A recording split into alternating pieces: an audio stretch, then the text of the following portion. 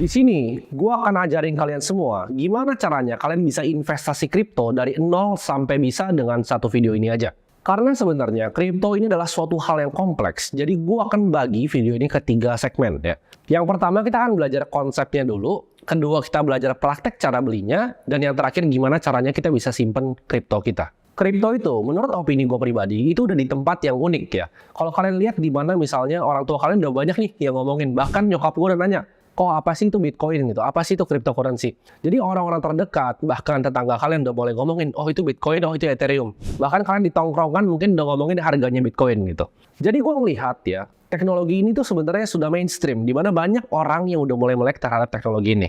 Dan sebuah teknologi itu paling bagus untuk kita pelajarin di saat semua orang udah banyak yang ngomongin Bitcoin, udah banyak yang ngomongin kripto, tapi mereka nggak ngerti sebenarnya isinya apa. Jadi udah gede nih, udah viral, tapi orang belum paham tentang teknologinya. Itu saat terbaik untuk kita mulai masuk dan kita mulai belajar. BlackRock adalah sebuah perusahaan institusi ya, aset manager dengan aset itu 10 triliun US dollar. Mereka udah mulai untuk menawarkan produk-produk berbasis cryptocurrency seperti Bitcoin. Jadi di sini sebenarnya pilihan kalian ya, bahkan perbankan di luar, semua matanya sudah terbuka. Nah ini pilihan kalian mau belajar atau nggak mau belajar. Di sini gue nggak bisa maksa kalian untuk belajar, tapi gue akan sharingkan apa yang gue tahu. Kita lihat dari awal Januari, Bitcoin itu udah naik 80% lebih ya. Kalau kita bandingkan dengan aset-aset yang lain seperti saham, seperti reksadana, seperti emas ya. Bitcoin itu jauh banget melampaui mereka semua. Ibarat nih, kalau lu mau taruh uang 1 juta dalam Bitcoin, itu jadi 1,8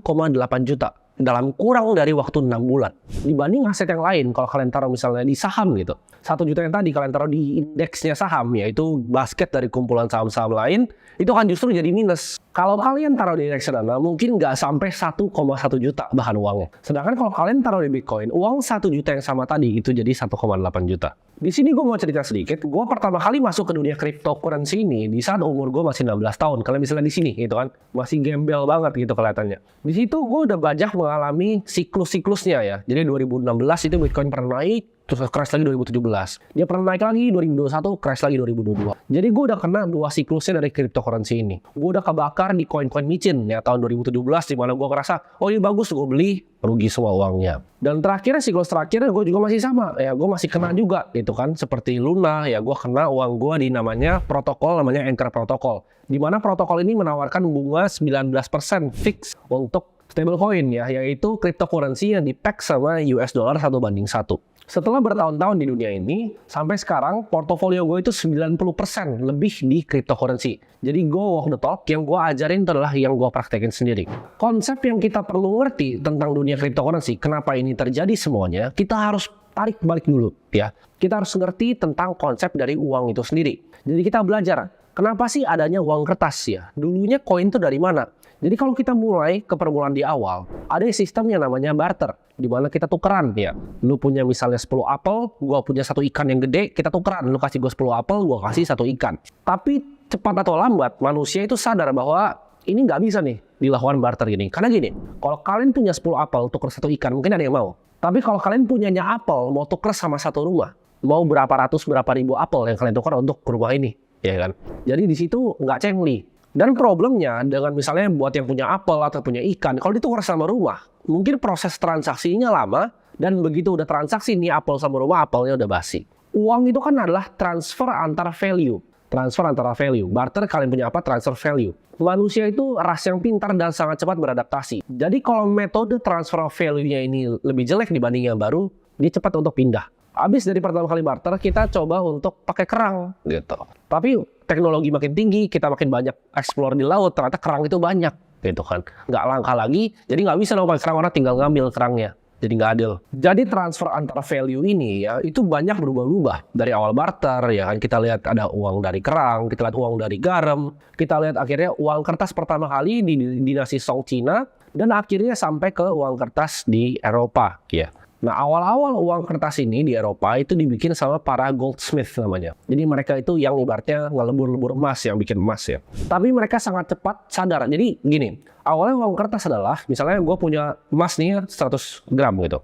Gue kasih lu kertas bukti bahwa lu punya emas di gua nih. Gue pegangin emasnya, lu ambil kertasnya bahwa lu punya emas ini. Jadi awalnya itu adalah kontrak untuk emas. Tapi seiring berjalannya waktu, manusia kan serakah. Nah, orang-orang para yang bikin emasnya ini mikir, kalau gue bohongin dia gimana ya? Jadi gue bilang aja ini kontrak emas 100 gram kan kertas doang, emasnya nggak usah ada. Tapi gue bilangnya gue punya semuanya di sini. Jadi misalnya emasnya 3 kilo, kertas yang keluar itu 5 kilo. Terjadilah yang namanya inflasi. Ya. Jadi nilai kertasnya ini akhirnya lama-lama turun karena emasnya tuh nggak beneran ada. Nah, uang kertas ini dari zaman tadi ya, Eropa tahun 1600 sampai ke 1971 itu selalu diacukan kepada emas. Dimana kalau ada uang kertasnya, ada emasnya. Sampai 1971, Presiden Nixon itu pecahin ya, namanya the gold standard. Dimana uang kertas berbentuk fiat itu udah nggak ada lagi nih emas di belakangnya. Nah, ini celakanya. Jadi kalau kalian tanya sekarang, uang kertas itu basisnya apa? Jawabannya basisnya kepercayaan kita terhadap pemerintahan. Basisnya cuma satu, yaitu percaya bahwa ini adalah uang. Ini bisa transfer of value. Itulah kenapa kalau kita lihat ya, kalau zaman dulu yaitu bakso tuh bisa 200 perak gitu. Kenapa bahkan barang-barang yang kita konsumsi ya seperti rumah, jasa yang kita konsumsi seperti pendidikan, itu naiknya drastis, bisa 10-15% per tahunnya. Harga cabainya kita lihat naik terus ya. Itu yang kita bisa lihat sehari-hari di pasar. Nah, itu kenapa? Ya, jawabannya adalah karena kertas tadi dicetak oleh bank sentral kita terus-terusan tanpa basis apapun. Masalah ini sebenarnya datang dari satu hal, yaitu sentralisasi. Nah, apa itu sebenarnya sentralisasi? Itu di mana ada suatu kelompok orang yang mikir nih, oh, kita mau cetak berapa uangnya? Kita mau cetak kapan uangnya? Berapa banyak nih mau dibagiin ke orang-orang? Sirkulasinya mau berapa? Nah, ini segelintir orang yang kuasain. Lalu dari uang fiat ini, manusia itu sangat pintar. Kayak gue bilang tadi, manusia itu pintar banget kita untuk memecahkan masalah. Dari problem tadi, itu diciptakan uang-uang digital ya. Zaman dulu tuh banyak banget ya, seperti e-cash ya, hashcash ya, Adam Back. Nick Szabo juga dulu pernah bikin namanya BitGold ya. Jadi ini banyak banget udah bikin dari zaman dulu ya. Problem ini mau coba diselesaikan dari tahun 1990-an. Ini gue mau jelasin dulu kenapa konsep digital cash yang peer-to-peer itu penting banget ya. Untuk kalian bisa ngerti konsep ya, makanya segmen pertama ini gue sebut dengan konsep. Kalian harus tahu dulu kenapa digital cash itu dibikin. Karena gini, contohnya nih, misalnya gue ngutang sama kalian Rp50.000. Ya, gue ngitung Rp50.000. Lu kasih Rp50.000-nya dalam bentuk cash. Lalu besok nih gue bilang, ya udah akhirnya gue balikin nih ke lu. Kita udah beres gitu. Jadi begitu lu kasih Rp50.000 ke gue, itu kan lu ngutangin gue. Gue balikin Rp50.000, itu udah beres cash ya. Jadi itu peer-to-peer transaksinya antara lu dan gua aja. Di situ nggak ada bank tuh di tengahnya. Jadi cuman gua balikin uang cashnya. Itu hal yang kita bisa lakukan karena kita bisa ketemu. Misalnya nih, lu lagi di Bandung, gua di Jakarta. Gimana pertanyaannya? Nggak bisa kan? Nah, digital cash itu hadir karena masalah itu.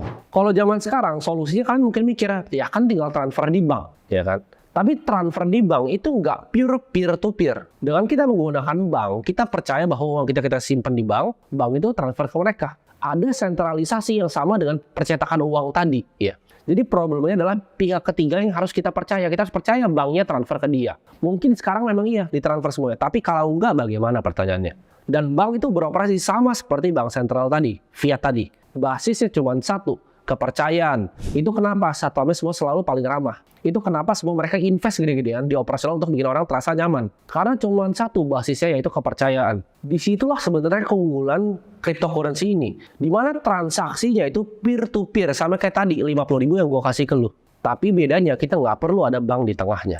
Bitcoin ini adalah sebuah program software yang bisa transfer value-nya cross border ya, antar benua. Kapanpun, dimanapun, untuk siapapun, berapapun. Orang bilang, tapi kan bisa pakai bank. Kalian yang tahu pakai M-Banking, kalian pasti tahu limit transfernya M-Banking kalian itu 100 juta. Kalau kalian mau transfer 2 miliar, gimana caranya? Dengan cryptocurrency ini, 2 miliar begini. Nah, itu pun antar Indonesia. Kalian gampang, misalnya BCA. Kalau BCA, BRI, ya ada admin fee-nya. Tapi kalau misalkan mau transfer, misalnya teman kalian ada yang ke luar negeri, Taiwan misalnya, gimana caranya kalian bisa transfer dari Indonesia ke Taiwan? Apakah bisa pakai bank BCA? Pertanyaan itu kan. Jadi kalau sistem perbankannya udah beda antar negara, ini udah repot nih untuk transfernya. Dengan cryptocurrency kita nggak perlu hal itu, nggak perlu pusing. Mau di Afrika kayak ya, mau di Kanada kayak, mau di Swiss, kita bisa transfer 1 detik kayak ini sampai uangnya. Jadi kan bank itu sebenarnya udah punya sistem digital cash ini, tapi problemnya apa sama perbankan? Problemnya cuma satu, itu sentralisasi. Jadi cuma ada satu tempat di mana mereka store semua servernya, atau mungkin beberapa tempat ya. Tapi kalian pernah lihat nggak, kalau satu bank kena hack, kalian nggak bisa akses mobile bankingnya. Dan uangnya itu nggak tahu di mana. Bisa jadi bank yang dihack itu, uangnya ada yang beneran diambil sama hacker keluar, ya, dan digitnya diambil keluar, lalu mereka tambal balik. Kita nggak pernah tahu apa yang sebenarnya terjadi ketika suatu bank dihack. Buat kalian yang nggak mungkin dihack, udah banyak yang terjadi, ya. Kalian lihat kasus bank terakhir yang dihack. itu kalian nggak bisa buka aplikasi, mau transfer nggak bisa. Karena kalian percaya kepada satu sistem sentralisasi. Network Bitcoin ini diciptakan oleh individu yang namanya kita nggak pernah tahu, yang nama samarannya adalah Satoshi Nakamoto. Identitasnya pun nggak pernah bisa ditemuin. Dia mengeluarkan suatu paper yang namanya Bitcoin White Paper tahun 2008 untuk menjelaskan secara detail gimana cara kerjanya Bitcoin. Nah, di sini gue tuh nggak akan bedah semuanya ya white papernya, karena itu butuh mungkin ya ekstra 2 jam lagi nih kita di sini untuk bedah white papernya. Tapi kalian bisa lihat abstraknya di sini. Purely peer-to-peer version of electronic cash would allow online payments to be sent by one party to another without a financial institution. Artinya apa? Sebuah transaksi peer-to-peer, ya kayak tadi uang, yang nggak perlu percaya kepada finansial institusi apapun. Bahkan nggak lewat bank apapun, nggak lewat sentralisasi apapun. Problem besar yang diselesaikan oleh white paper ini adalah transfer of value tadi. Tapi ini dulu masalah yang orang bilangnya mustahil ya. Nggak mungkin bisa ada transaksi seperti itu. Karena kenapa? Kalau misalnya digital cash nih, orangnya semua harus jujur dong. Berarti dia punya uang berapa, dia keluarinnya berapa, spendingnya berapa, harus jujur. Kalau ada sistem sentralisasi, ada bank ini yang keep ibaratnya tally ya, antara spendingnya berapa, account-nya berapa. Misalnya kita punya account 10 juta. Kalau kita transfer 7 juta, bank catat kita tinggal sisa 3 juta. Nah problemnya kalau nggak ada banknya, gimana caranya kita tahu 10 juta, dia spending 7, nih ini tetap 3. Kenapa nggak dia ganti aja ya kan? Dia hack, dia ganti jadi 10 lagi. Nah itu nggak pernah bisa diselesaikan sama siapapun sampai 2008 Satoshi ketemu jawabannya. Makanya itu adalah orang bilang gimana caranya. Jadi cara ngilangin masalah dalam accounting namanya double entry. Dimana tadi uangnya udah keluar tapi bisa dihack terus ada lagi. Nah dia ketemu nih solusinya, makanya menurut gua teknologi Bitcoin itu sangat revolusioner. Dia bikin suatu konsep ya, daripada semuanya disimpan di satu bank ini di tengah, dihack habis, dia mikir gimana caranya sistem ledger di dalam bank ini disebar ke semua komputer di dunia. Jadi namanya nodes Bitcoin ya. Jadi nodes Bitcoin itu adalah yang running semua ledgernya. Jadi gue tuh bisa running ya, dan gue running juga nodes Bitcoin. Ada banyak orang, ada puluhan ribu bahkan ratusan ribu yang running ini. Node itu sebenarnya cuma komputer biasa yang kalian bisa download Bitcoin software-nya, lalu dia running buat kalian bisa verifikasi semua transaksi on-chain-nya. Jadi ledgernya itu nggak di satu tempat, kayak misalnya Bank BCA gitu. Bank BCA mungkin ya dia ada beberapa server, tapi dia doang yang punya ledgernya. Sedangkan Bitcoin ini, node-nya tersebar di komputer-komputer orang rumahan. Jadi nggak akan bisa mati networknya. Kayak gue bilang tadi, problemnya dengan tempatnya satu, di-hack itu langsung bubar ledgernya. Jadi kalian gambaran simpelnya seperti ini. Komputer tinggal download software Bitcoin itu jadi running node di situ. Jadi ada banyak nih running node-nya ini. Nah ini semua validator Bitcoin ini dikumpulin jadi satu blok ya. Nah baru blok ini tiap 10 menit ya dia bikin sebuah rantai ke blok yang baru lagi.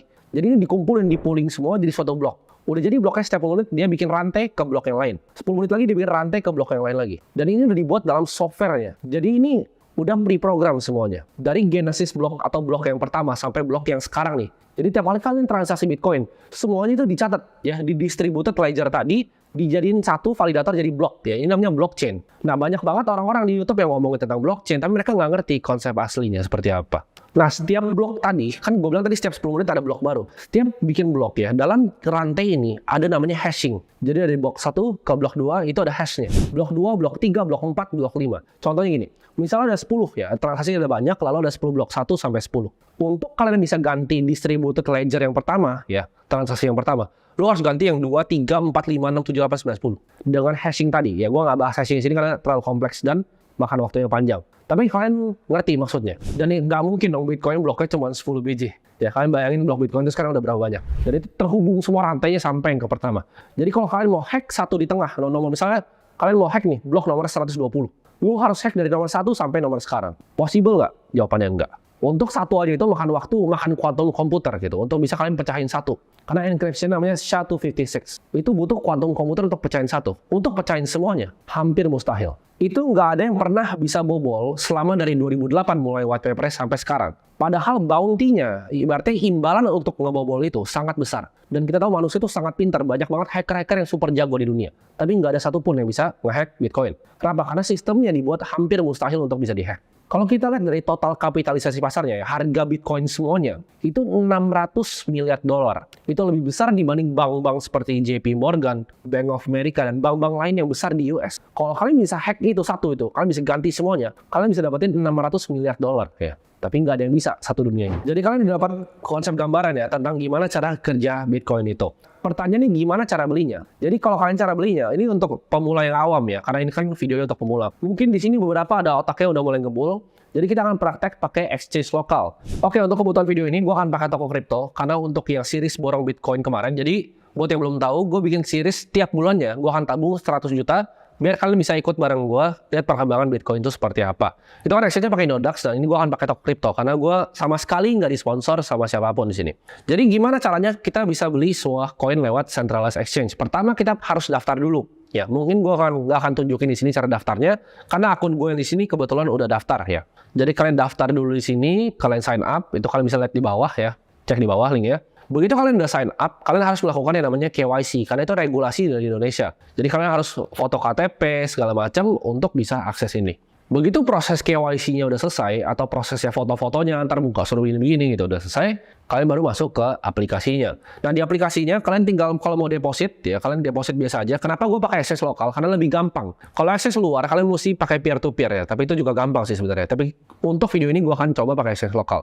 Nah di sini kalian cuma perlu deposit ya kan, kalian deposit. Kalau di sini ada BIDR ya, kalian pencet BIDR dan tinggal transfer ke banknya aja. Jadi kalian tinggal ikutin prosesnya, lalu akan masuk.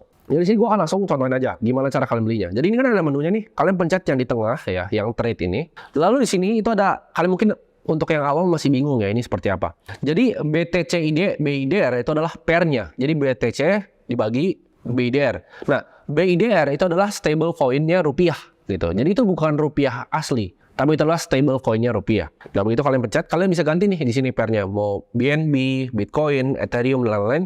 Tapi untuk video ini gue akan tunjukin gimana caranya kita bisa beli Bitcoin pertama kali. Nah di sini gue saranin kalian, ini kan ada dua, mungkin kalian banyak yang bingung ya. Ini ada harga, ada quantity. Jadi harga itu adalah harga Bitcoin dalam rupiah. Ya, jadi ini antriannya tuh 457, 225 juta sekian, dia berganti-ganti terus gitu kan.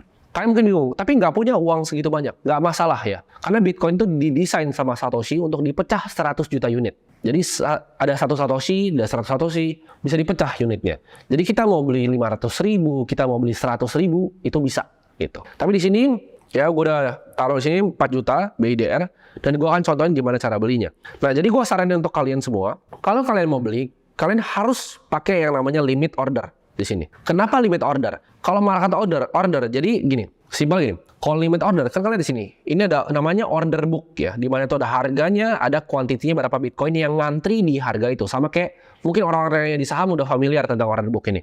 Tapi ini gue jelasin untuk yang pemula. Kalau kalian limit order, itu kalian ngisi likuiditas gitu. Jadi kalian bantu exchange ini untuk isi likuiditas. Jadi fee kalian, jadi kan kalau kalian beli Bitcoin lewat exchange harus dapat duit pasti. Biasanya 0,10 atau 0, berapa. Sama pajak kalian 0,21. Jadi kalau kalian mau beli di exchange, mereka pasti ambil fee. Nah, fee ini lebih murah kalau kalian bantu ngisi buku mereka gitu. Kalau kalian pakai limit order, fee kalian akan lebih murah. Simpel gitu.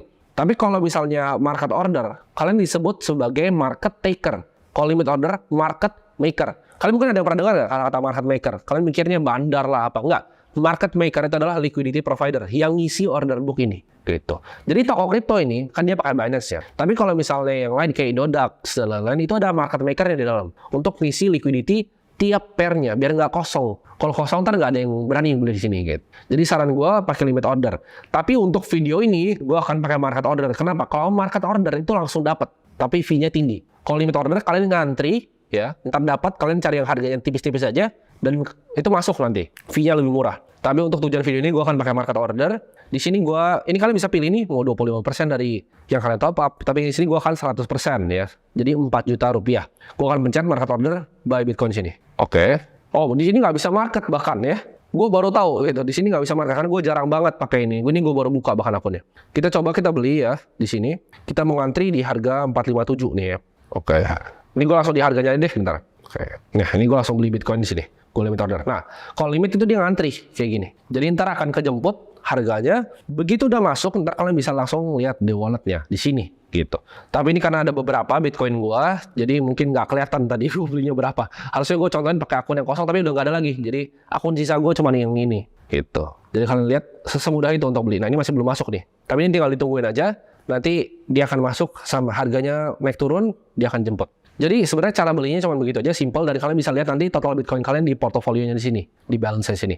Nah, kalian bebas ya mau pakai exchange apapun nggak masalah. Kita kan udah praktek gimana caranya kita bisa membeli Bitcoin ya di centralized exchange. Tapi ini saran gue, jangan pernah simpen duitnya di sana. Itu duit yang gue taruh di sana itu duit kecil aja. Gue nggak simpen uang gue di sana. Gue simpennya self custody ya. Jadi ada pepatah di industri cryptocurrency ini, not your keys, not your coin ya. Gue akan jelaskan konsepnya lebih panjang di belakang. Tapi intinya kita jangan percaya sama centralized exchange manapun. Karena ini ngelawan yang konsep tadi gue bilang sebelumnya. Konsep dari blockchain itu sendiri. Kenapa dia ngelawan sentralisasi? Ini kan kita percaya, gue beli di toko kripto, berarti gue percaya Bitcoin gue dibeliin sama toko kripto. Ya. Tapi cryptocurrency itu sebenarnya bukan begitu. Kita harus percaya kepada software, bukan kepada entitas seperti toko kripto. Kenapa Bitcoin itu dibilang orang sebagai network pembayaran paling aman di dunia? Karena namanya enkripsi public key nih. Kalian bingung ya, public key, kenapa kunci-kunci ini? Apa kunci rumah gitu kan? Bukan. Nah, Bitcoin software itu nggak buatin kalian private key secara otomatis. Setiap ada new user yang pakai sistemnya. Kayak ibarat password untuk mobile banking kalian. Biar gampang nih, ini kalau gue jelasin konsepnya, kalian harus ngerti dulu. Gue tarik balik dulu kriptografi dari dasar. Tapi untuk alasan video ini, karena gue mau bikin simple untuk pemula, ingat yang gini aja, kalau private key itu ibarat PIN ATM kalian, sedangkan public key ini adalah nomor rekening kalian. Jadi kalau misalnya nomor rekening, lu misalnya mau transfer ke gue kasih public key gue ke lu, bentuknya hashing, tinggal lu copy paste langsung transfer bisa.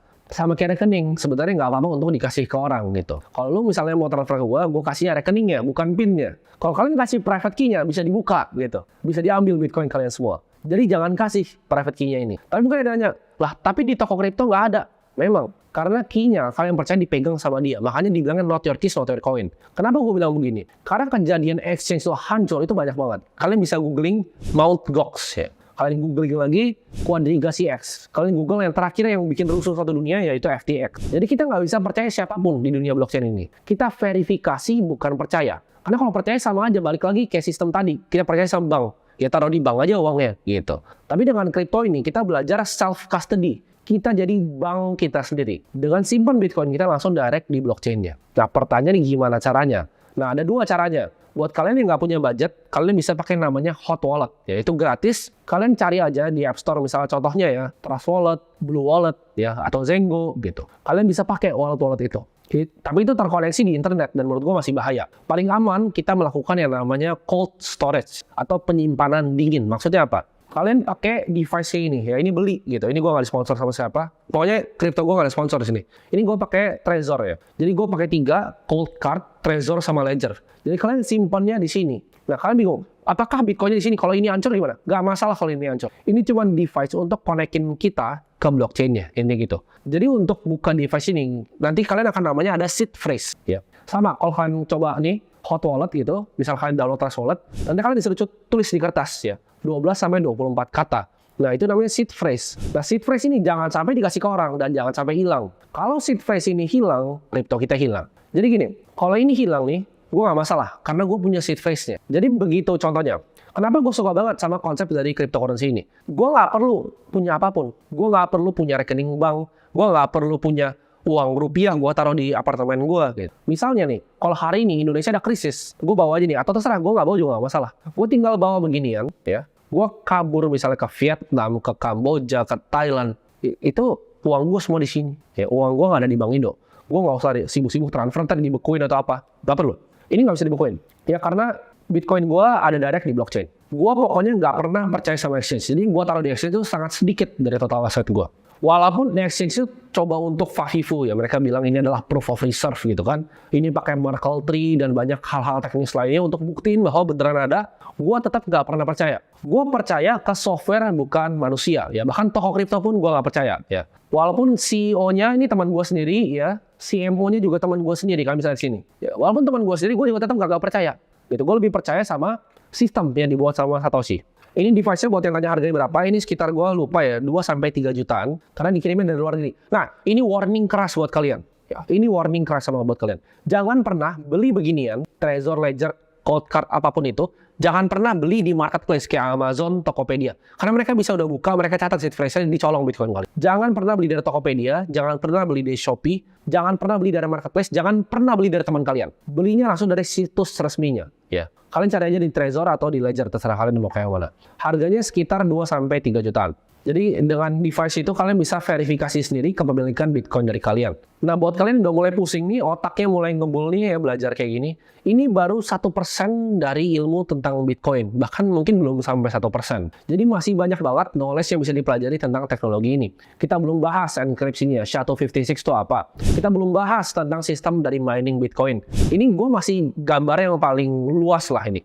Ini paling gampang untuk pemula ngerti aja. Jadi kalau kalian suka video ini, kalian komen di bawah dan kita belajar bareng-bareng tentang teknologi ini. Dan gue akan buatin video-video ke depannya mengenai teknologi di blockchain.